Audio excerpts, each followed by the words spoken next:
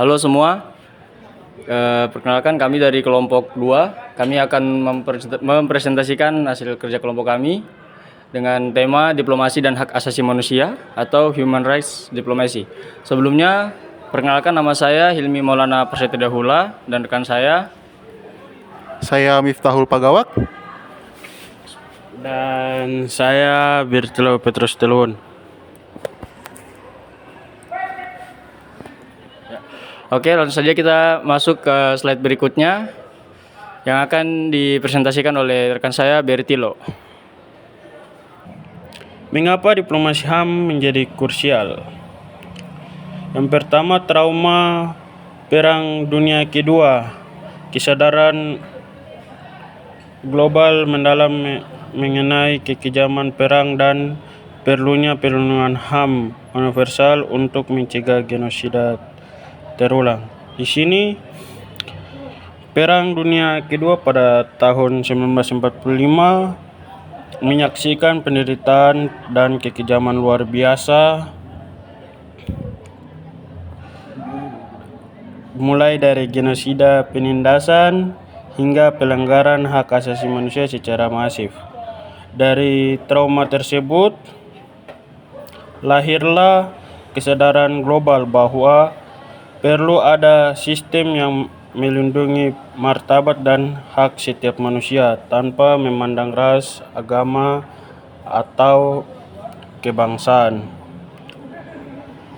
Momentum penting terjadi pada tahun 1948 yang kedua tonggak UDHR. Deklarasi Universal Hak Asasi Manusia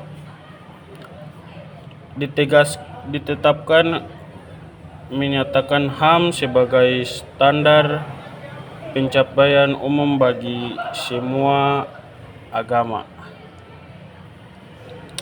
Deklarasi ini menjadi tonggak utama dalam sejarah kemanusiaan modern karena untuk pertama kalinya dunia sepakat bahwa hak asasi manusia adalah standar moral universal yang harus dihormati oleh semua bangsa. Sejak itu, isu hak asasi manusia tidak lagi dianggap sebagai urusan domestik atau suatu negara, melainkan telah menjadi isu internasional yang sah untuk dibahas di forum global. Inilah awal mulanya munculnya diplomasi HAM. Pergeseran status isu, HAM bertransformasi dari urusan domestik menjadi isu politik internasional yang sah dan relevan di forum global. Yang sah dibahas di forum global. Inilah awal mulanya munculnya diplomasi HAM.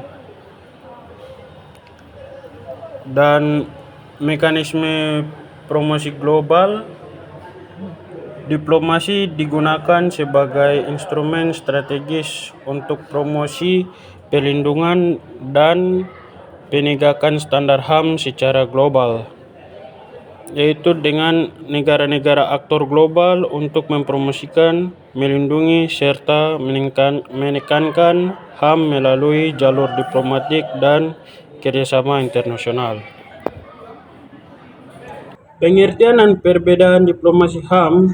Diplomasi hak asasi manusia adalah strategi politik luar negeri yang dirancang khusus untuk mengintegrasikan nilai-nilai HAM ke dalam interaksi antar negara. Tujuan utama memperjuangkan promosi dan perlindungan hak asasi manusia sebagai agenda utama. Yang kedua, perbedaan dari tradisional melampaui kepentingan nasional, ekonomi atau keamanan semata fokus pada nilai universal dan etika global. Aktor multi-level melibatkan kolaborasi antar negara, organisasi internasional, dan entitas non-pemerintah atau LSM. Visi global membentuk tahanan dunia yang lebih adil, inklusif, dan manusiawi bagi setiap individu. Tujuan utama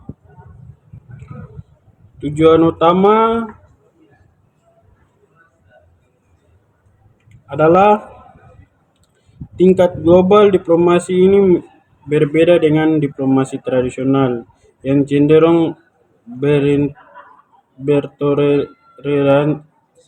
bertoleransi pada kepentingan pragmatis. Diplomasi HAM melampaui batas kepentingan ekonomi atau militer dan lebih menekankan pada nilai universal dan etika global. Selain itu, diplomasi HAM tidak hanya melibatkan pemerintah atau aktor negara, tetapi juga mencangkup aktor non-negara seperti organisasi internasional dan LSM. Dengan demikian, diplomasi HAM bersifat multi-level dan kolaboratif dengan visi membentuk tatanan dunia yang lebih adil, inklusif, dan manusiawi bagi seluruh umat manusia. Ketiga, pendorong utama kemunculan diplomasi HAM. Tuntutan terhadap diplomasi HAM merupakan respon kolektif terhadap serangkaian perkembangan historis dan normatif global. Tragedi kemanusiaan didorong oleh kengerian pasca Perang Dunia Kedua menekankan prinsip non-intervensi kemanusiaan. Yang kedua, prinsip universitas. Ditetapkannya HAM sebagai hak kodratiyah yang melekat pada setiap individu atau UDHR pada tahun 1948. Yang ketiga, globalisasi. Isu pelanggaran hak HAM atau hak asasi manusia tidak lagi bersifat lokal, melainkan memiliki dampak lintas batas negara. Yang keempat, perlindungan kelompok rentan. Kebutuhan mendesak untuk melindungi korban konflik, pengungsi, dan minoritas. Yang kelima, legitimasi dan reputasi. Negara menggunakan komitmen HAM untuk meningkatkan citra dan pengaruh di panggung internasional. Pendorong kemunculan diplomasi HAM tidak terjadi secara tiba-tiba, melainkan merupakan hasil dari berbagai faktor historis dan normatif. Pertama, tragedi kemanusiaan seperti Holocaust dan Perang Besar telah menumbuhkan kesadaran dunia akan pentingnya perlindungan manusia. Kengerian pasca perang menegaskan prinsip non-intervensi kemanusiaan sebagai yang berarti dunia tidak boleh diam melihat penderitaan manusia di negara lain. Munculnya prinsip universalitas HAM menegaskan bahwa hak asasi manusia adalah hak kodratiyah yang melekat pada setiap individu sejak lahir dan tidak dapat dicabut oleh negara. Ketiga, seiring dengan globalisasi, isu pelanggaran hak HAM yakni memiliki dampak lintas batas, misalnya krisis pengungsi, krisis etnis, atau kejahatan perang. Semua itu menuntut respon global, bukan hanya lokal. Selain itu, muncul pula pendorong untuk memberikan perlindungan kepada kelompok rentan seperti korban konflik, pengungsi, perempuan, anak-anak, dan minoritas. Terakhir, komitmen terhadap HAM juga menjadi sumber legitimasi dan reputasi bagi negara di panggung internasional. Negara yang aktif membela HAM seiring dipandang lebih normal pengaruh dan memiliki posisi diplomatik yang kuat. Mungkin itu saja dan bisa dilanjutkan oleh teman saya Miftah. Kali ini saya akan menjelaskan mengenai aktor sentral dalam ekosistem diplomasi HAM. Diplomasi HAM bersifat kompleks karena melibatkan banyak aktor di berbagai tingkatan. Yang pertama tentu saja negara berperan sebagai pelaku utama yang merumuskan kebijakan luar negeri dan menggunakan instrumen diplomatik seperti dialog, tekanan politik, atau sanksi untuk menegakkan HAM. Yang kedua, ada organisasi internasional atau IOS, yang dimana terdapat PBB, Uni Eropa, dan ASEAN, dan sebagainya, yang menjadi forum multilateral dalam menetapkan standar, resolusi, dan mekanisme HAM global. Yang ketiga, ada lembaga swadaya masyarakat seperti Amnesty International, Human Rights Watch, dan Kontras yang melakukan peran penting. Mereka melakukan advokasi, investigasi, dan tekanan moral terhadap negara agar menghormati hak asasi manusia. Yang keempat dan terakhir, ada media serta opini publik yang bertindak sebagai pengawas dan penggerak yang menciptakan kekuatan tersendiri melalui pemberitaan. Media dapat menciptakan tekanan internasional dan mengubah opini dunia terhadap kebijakan suatu negara.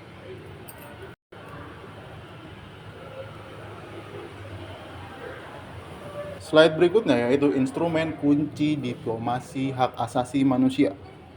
Untuk melaksanakan diplomasi HAM, digunakan berbagai instrumen dan mekanisme. Yang pertama ada jalur multilateral, misalnya melalui forum PBB, seperti Universal Periodic Review atau UPR, atau Dewan HAM yang membahas pelanggaran di berbagai negara. Yang kedua ada jalur bilateral, yang dimana dua negara berdialog secara langsung.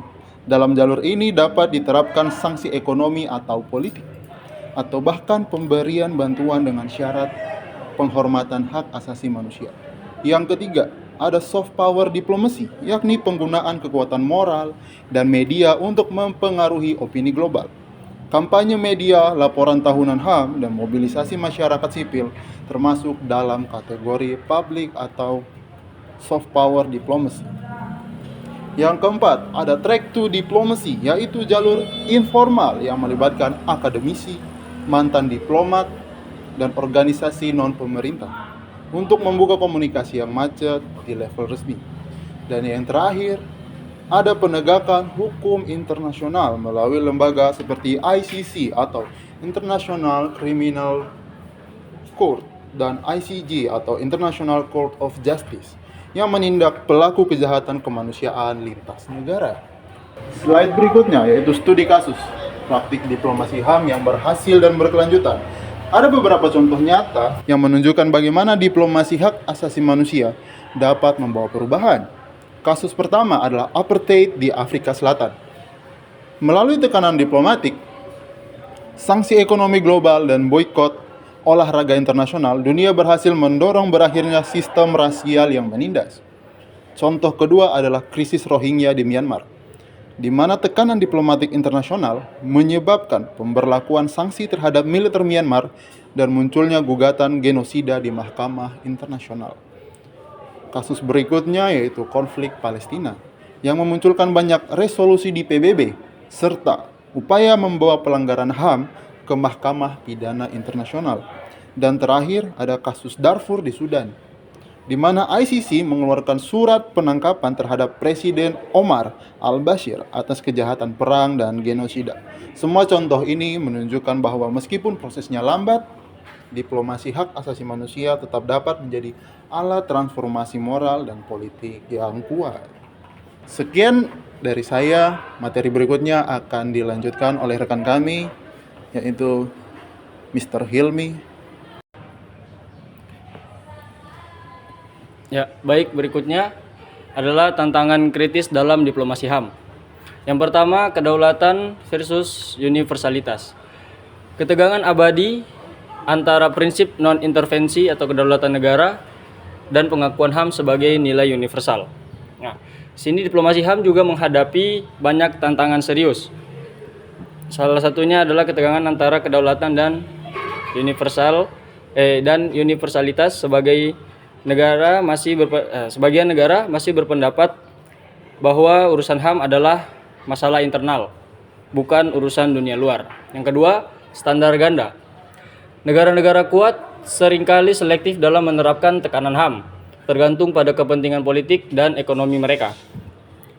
Selain kedaulatan dan universalitas, terdapat juga standar ganda, di mana negara-negara besar seringkali bersikap selektif menekan negara lain atas nama HAM, tetapi menutup mata ketika sekutu mereka melanggar HAM. Yang ketiga, dominasi kepentingan real. Isu keamanan dan perdagangan seringkali lebih diutamakan daripada agenda HAM dalam negosiasi bilateral.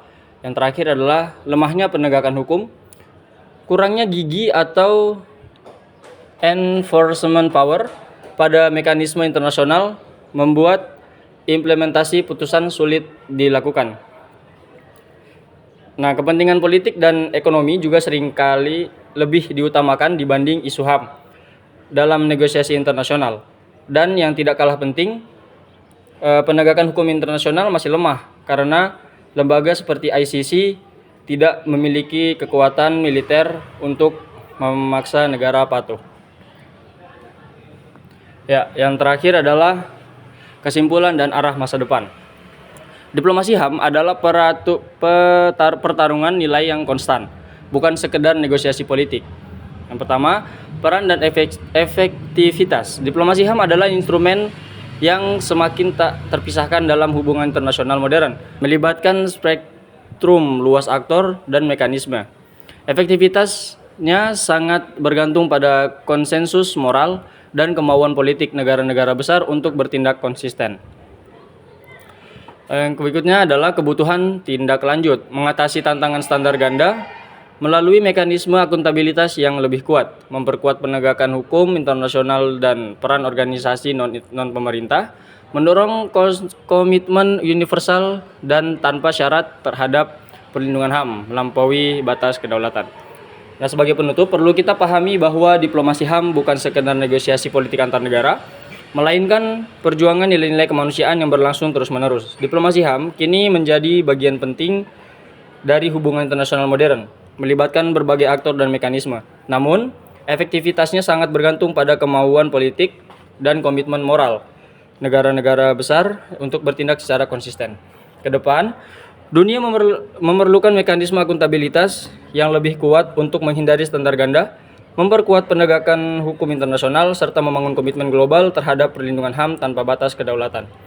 Dengan cara itu, diplomasi HAM dapat benar-benar menjadi fondasi bagi dunia yang lebih adil, damai, dan manusiawi bagi semua. Ya, baik. Demikian pemaparan kami tentang diplomasi dan hak asasi manusia. Terima kasih atas perhatiannya. Saya Hilmi Maulana Pusitudahula. Dan saya Birlo Petrus Telwun. Saya Miftahul Pagawak. Kami mohon pamit undur diri. Selamat siang. Assalamualaikum warahmatullahi wabarakatuh.